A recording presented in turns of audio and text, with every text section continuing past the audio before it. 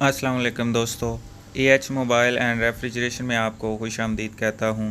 दोस्तों, आज की इस वीडियो में मैं आपको बताऊँगा कि इन्फिनिक्स हॉट S3 इसका मॉडल X553B बनता है। तो ये लोगो पे स्टक है दोस्तों। इससे पहले मैं एक वीडियो अपलोड कर चुका हूँ UFI बॉक्स पे, जो कि ओप्पो F9 CPH 1823 की थी। उस पर मोबाइल मैंने नहीं दिखाया था, सिर्फ आपको एरर फिक्स करना बताया था।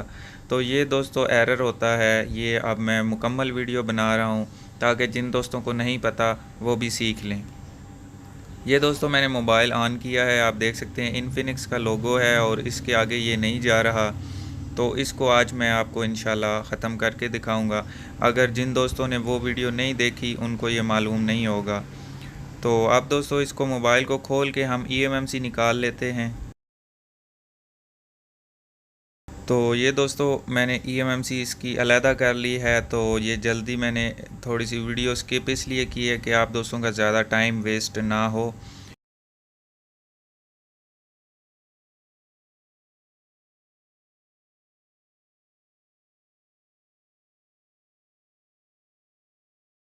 तो ये दोस्तों eMMC मैंने निकाल के UFI बॉक्स में ये अभी रखने लगा हूँ।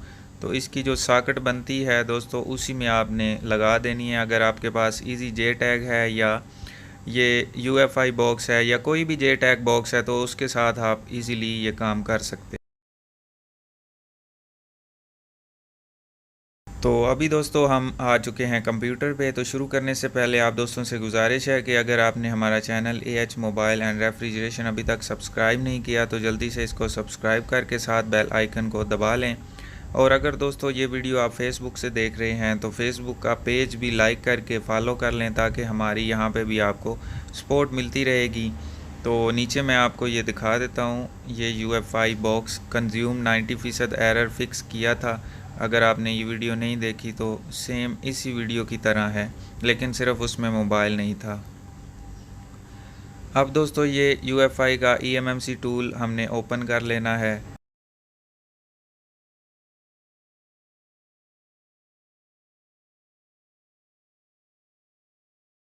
अब हमने इसको आइडेंटिफाई करना है eMMC को।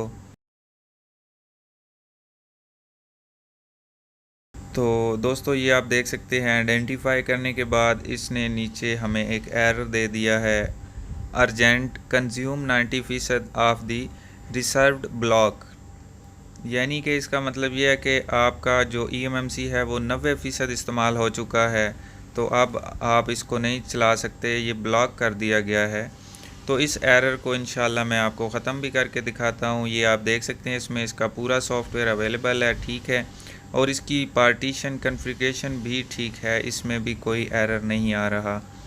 तो जब हम इसको अरेज़ करेंगे तो ये सब कुछ ख़त्म हो जाएगा। लेकिन दोस्तों अरेज़ करने से पहले हमने इसमें से कुछ ज़रूरी चीज़ें, कुछ नेसेसरी ऐसी थिंग्स होती हैं वो हमने सेव कर लेनी है। तो वो इसका सॉफ्टवेयर होता है दोस्तों, हमने उसको सेव करके इसलिए रखना है ताकि हमें दोबारा से इस पर राइट भी करना होता है।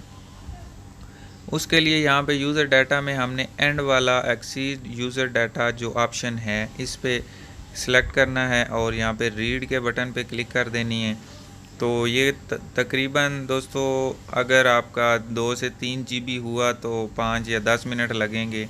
वो eMMC की स्पीड के ऊपर होता है कि वो कितनी स्पीड दे रही है, 1 MB 2 MB 8 MB 10 MB। तो ये दोस्तों तकरीबन आप देख सकते हैं 6.19 GB डाटा है, तो इस पर काफ़ी टाइम लगेगा। तो मैंने वीडियो को कुछ स्किप किया है और कुछ फास्ट कर दिया है ताकि आप दोस्तों का यहाँ पे भी टाइम ज़ाया ना हो और ये जल्दी से हमारा प्रोसेस मुकम्मल हो जाए।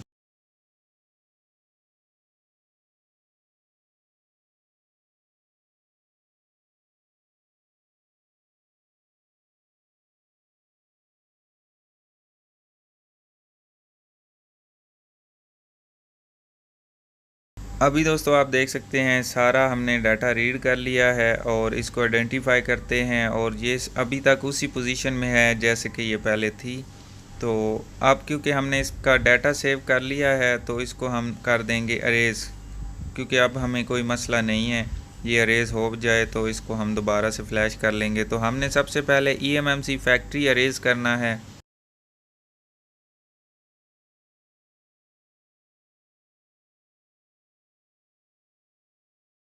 तो तकरीबन दोस्तों 5 से 10 सेकंड में ये हो जाएगा। उसके बाद सिर्फ रेस का बटन जो बना हुआ है उस पर क्लिक करनी है और यस कर देना है। ये भी तकरीबन 5 से 10 सेकंड में कंप्लीट हो जाएगा। उसके बाद दोस्तों मैं आपको आइडेंटिफाई करके दिखाता हूँ कि इसकी सारी चीज़ें ख़त्म हो गई हैं, लेकिन एरर ख़त्म नहीं हुआ अभी तक। तो ये आप देख सकते हैं पार्टीशन कन्फिग्रेशन 0x00 हो गई है और डाटा भी ख़त्म हो गया है सॉफ्टवेयर का। और ये urgent consume 90% of the reserve block ये अभी भी है। तो ये रीपार्टीशनिंग में जाके हमने ये सारे बॉक्सेस पे चेक लगाना है और राइट रीपार्टीशन ये जो नीचे बटन है सेटिंग इसके ऊपर आप क्लिक करेंगे और यस पे क्लिक करेंगे तो दोस्तों ये इसकी कर देगा रीपार्टीशनिंग। अब हम इसको दोबारा से आइडेंटिफाई करते हैं तो इसका जो एरर था वो भी ख़त्म हो गया हुआ है। तो अभी आप देख सकते हैं दोस्तों इसमें कोई मसला नहीं है किसी किस्म का। अब मैं आपको हेल्थ रिपोर्ट इसकी भी चेक करवा देता हूँ, वो भी नॉर्मल हो चुकी होगी 0।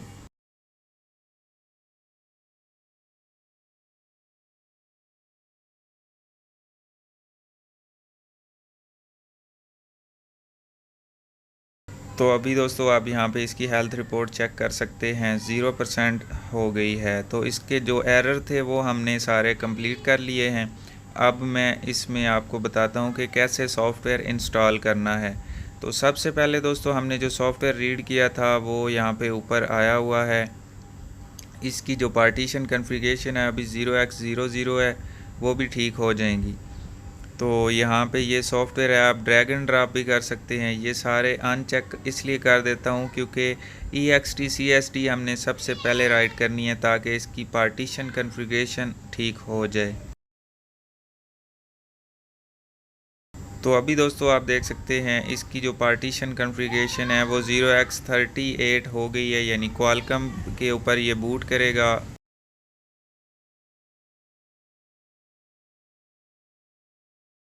उसके बाद दोस्तों हमने बाकी सारी चीज़ें इंस्टॉल करनी है। EXTCSD ये हमने अनचेक किया और यहाँ पे क्लॉक मैं फुल इसलिए रख रहा हूँ कि जल्दी इसमें ये डाटा इंस्टॉल कर दे। अगर दोस्तों इंस्टॉलिंग में कोई एरर आता है तो क्लॉक का बटन आप 48 से 24 पे रख लें। अगर 24 पे भी एरर आता है तो उससे थोड़ा सा और कम करते जाएँ जहाँ पे आपका एरर ना आए।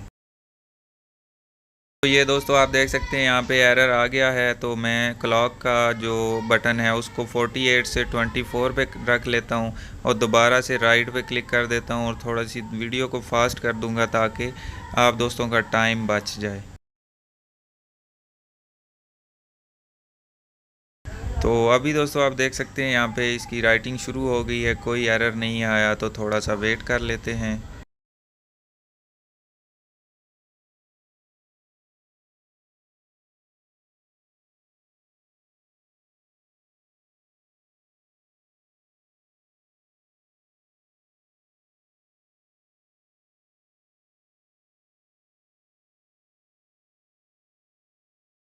तो अभी दोस्तों आप देख सकते हैं यहाँ पे इसका मुकम्मल डाटा राइट हो चुका है। अब मैं आइडेंटिफाई करता हूँ तो आपको बगैर किसी एरर के मुकम्मल सॉफ्टवेयर इसमें इंस्टॉल मिलेगा। ये आप देख सकते हैं इसका पूरा डाटा इंस्टॉल हो चुका है, एंड्रॉयड सिस्टम शो हो रहा है। उसके बाद दोस्तों हमने इसको करना है फैक्ट्री रीसेट, क्योंकि एक दफ़ा फैक्ट्री रीसेट मैं इसलिए करता हूँ ताकि कोई एरर हो या किसी किस्म का कोई बग्स बन जाए तो वो इसमें ख़त्म हो जाए। तो हेल्थ रिपोर्ट भी इसकी नॉर्मल है। यूज़र एरिया पार्ट में आके स्पेशल टास्क में फैक्ट्री रीसेट कर देना है और एक दफ़ा इसका FRP भी क्लियर कर लेते हैं।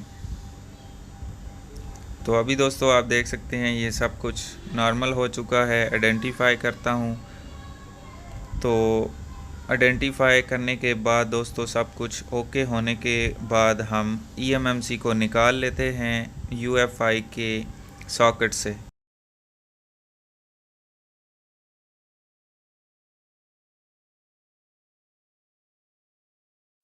तो दोस्तों मैंने UEFI की सॉकेट से eMMC को निकाल लिया है और इसको बोर्ड पे अप्लाई करने से पहले हमने इसके बॉल्स चेक करने हैं कि कोई छोटा बड़ा तो नहीं है। तो इस eMMC के बॉल्स बिल्कुल ठीक हैं, नॉर्मल हैं। अगर आपके eMMC के बॉल ख़राब हो जाते हैं तो उस सूरत में आप रीबॉल कर सकते हैं, नहीं तो फिर आपका फ़ोन ऑन नहीं होगा। ये भी बहुत बड़ी वजह होती है फ़ोन ना ऑन होने की।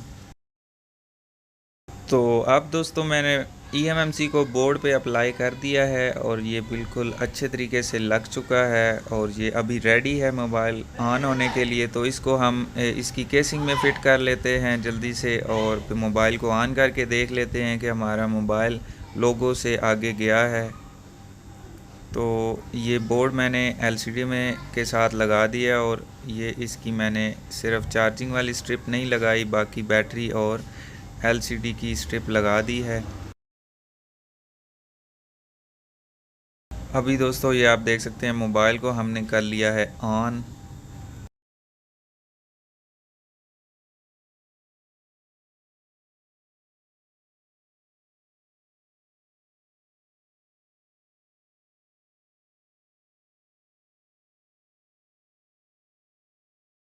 और दोस्तों कांग्रेचुलेशन, आप देख सकते हैं मोबाइल हमारा ऑन हो चुका है किसी किस्म के बगैर मसले के।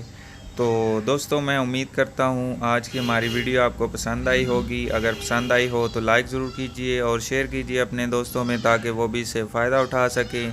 और दोस्तों मिलते हैं अगली वीडियो में एक नए से ट्रिक्स के साथ। तब तक के लिए AH मोबाइल एंड रेफ्रिजरेशन को दीजिए इजाज़त। अल्लाह हाफिज़, अल्लाह निगहबान, पाकिस्तान जिंदाबाद।